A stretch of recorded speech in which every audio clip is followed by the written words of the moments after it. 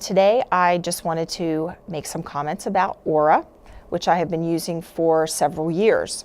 I've done a few thousand patients with the ORA, and I'm very comfortable with the instrument, and I can't even imagine operating without it. I think that it gives very valuable information in the operating room, and it affords surgeons the opportunity to understand the effect of their surgery on a patient's refraction. I'm very confident with my data going into the operating room as far as a patient's astigmatism and as far as what correction they need, both with my astigmatic incisions and with my torque IOLs.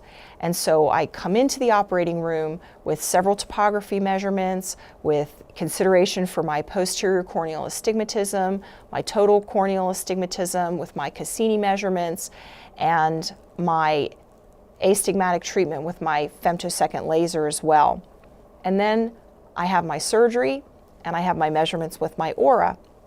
And ORA doesn't always consistently give me the same answer as what I have preoperatively. But ORA gives me the right answer, and the reason is because my surgical technique affects my reading. So over the years I've come to understand how much corneal edema I induce with my surgical technique and what that does to change my reading. Whether it creates a half a diopter of steepening over my incision that affects my astigmatism reading with the ORA, etc. Because I'm very confident and comfortable with my preoperative astigmatism measurements, because they have wirelessly been transmitted to my femtosecond laser from my Cassini topographer, and iris registration has occurred and they've been properly laid down, I always open them because I want to know what their effect is, because I will adjust my nomogram based on that. And when I'm treating astigmatism that's a diopter or less, small changes can be made in my ORA readings just from my surgical technique. So it's very important that I rely on those preoperative measurements.